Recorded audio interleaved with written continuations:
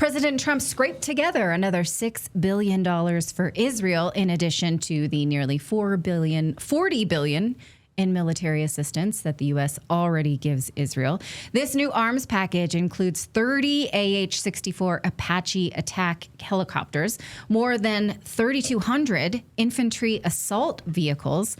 These will be financed through the U.S. foreign military aid. Why do we have that? Like, wouldn't we be better off to just take that account? We have a checking account for U.S. foreign military aid. Maybe we should just zero that out and close it. I'm for that.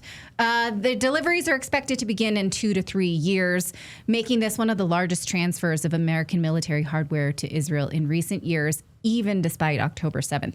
Meanwhile, Fox News reports that Hamas is still trying to negotiate. So you would think if that were moving forward, they wouldn't need this. Watch.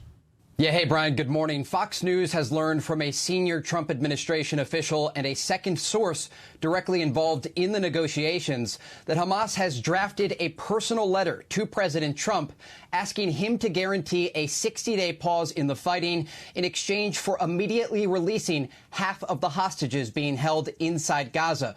We understand this letter is currently with the Qataris and is expected to be delivered to the president this week. Remember, there are still 48 hostages being held by the terror group inside the Gaza Strip.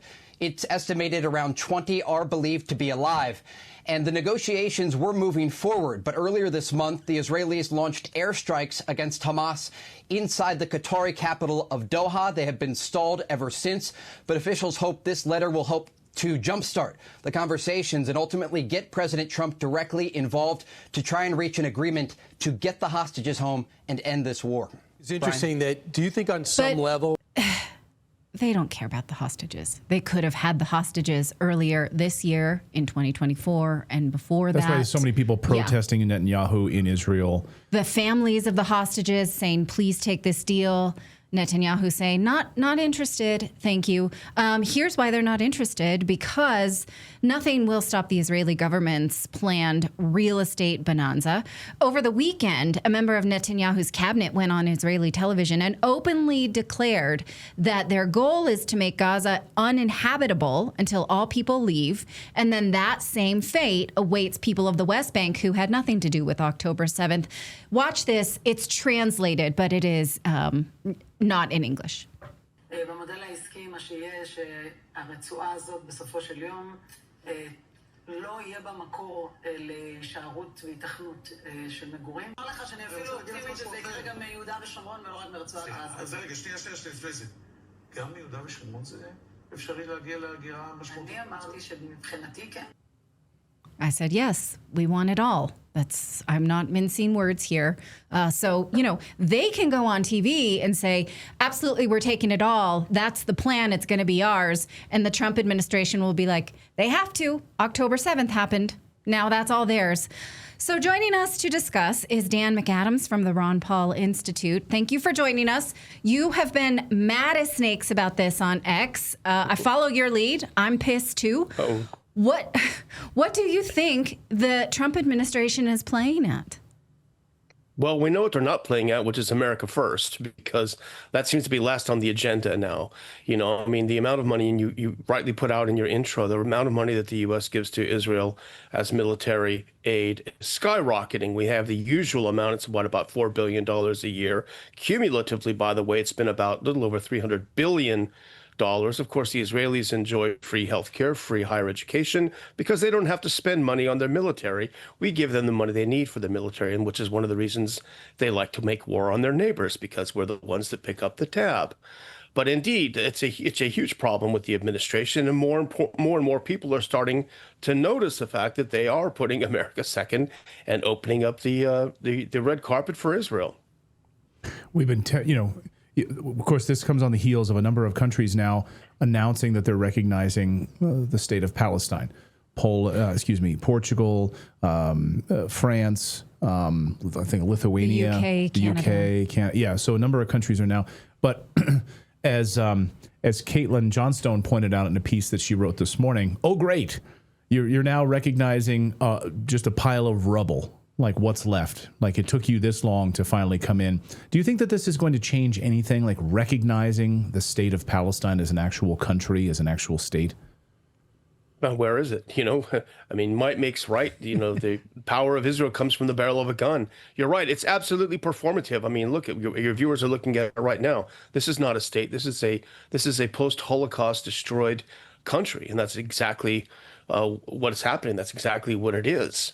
But this money is also, of course, it's welfare for Israel. It's welfare. It's a green light for Israel to continue to commit genocide, which, by the way, a UN independent commission, just a couple of days ago determined after a 2-year study that they are committing genocide. None of us are surprised by that. But it's also a good dose of welfare for our military industrial complex.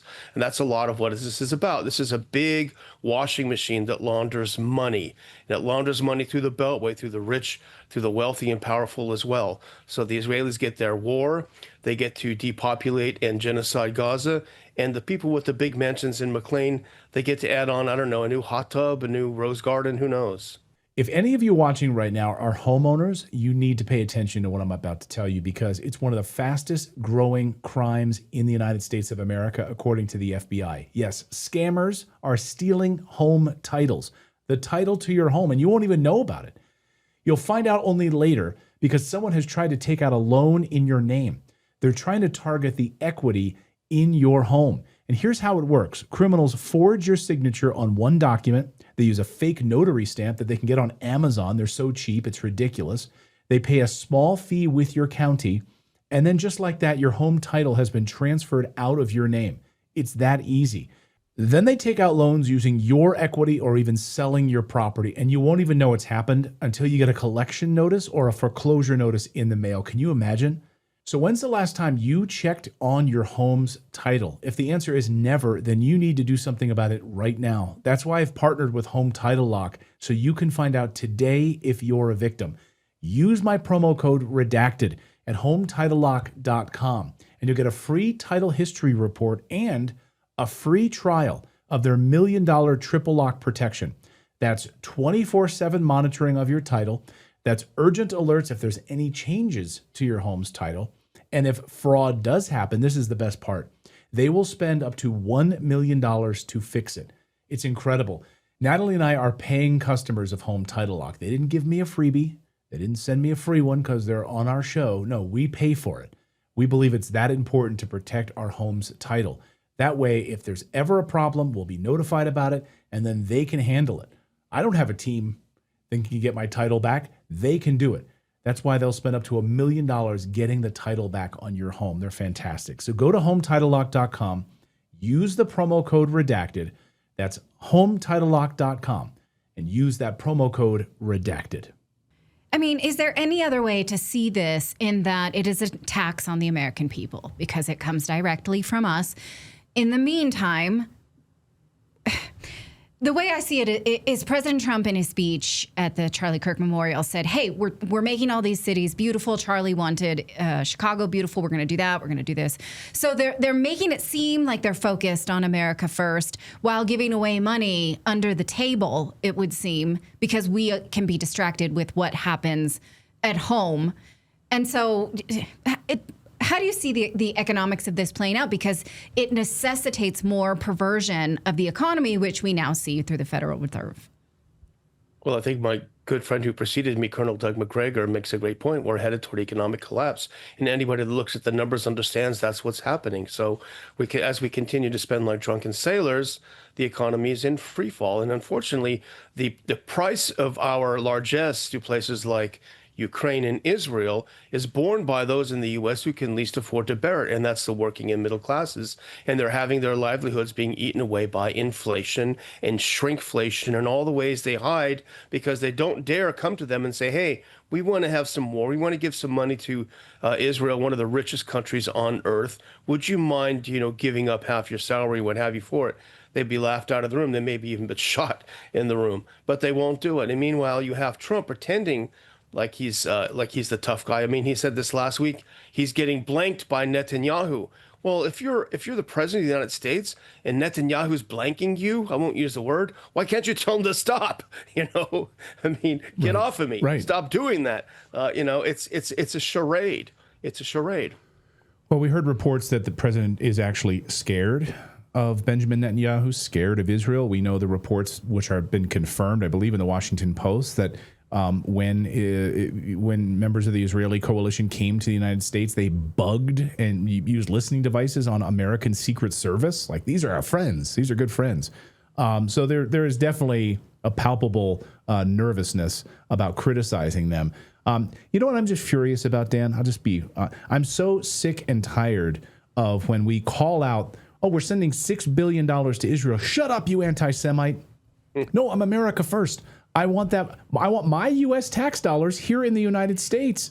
I want to fix our infrastructure. Why are we looking at China with a massive, 1,000-mile-an-hour train and we can't build anything in the United States? We're going to send $6 billion to a country that has a budget surplus and a space force? I'm sick of it. And then you get labeled. I'm just sick of the silence of conservatives who, for whatever reason, can't speak out on this issue. I'm sick of it.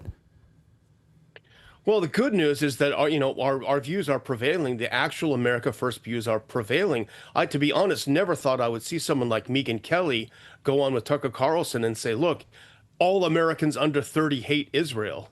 That's an amazing thing for someone like her to say. And more you're seeing people with a real audience, including, you have to say, Charlie Kirk, who have started seeing the light on our sort of very unfortunate relationship with a particular country, and they're starting to speak out.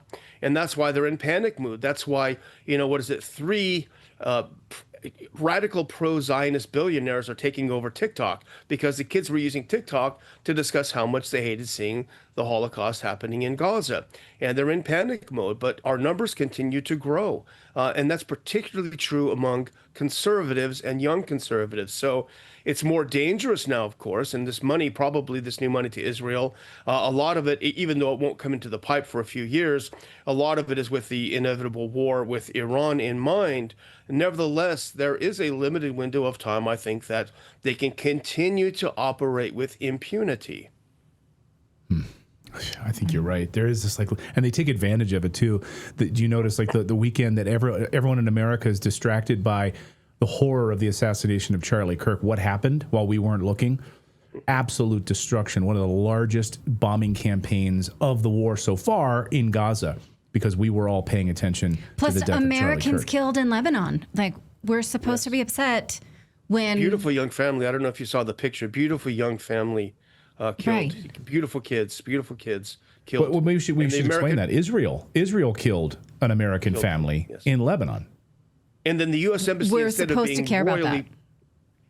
being royally PO'd, the U.S. Embassy said, well, they're probably not really Americans. We're not sure, whatever. Next question, please change the subject.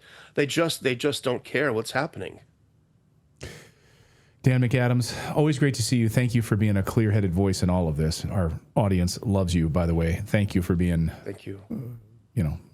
For not being a sycophant. That's why we love you so much. You tell the truth. We appreciate it, Dan. Great to see you. Feeling is mutual. Thanks, guys.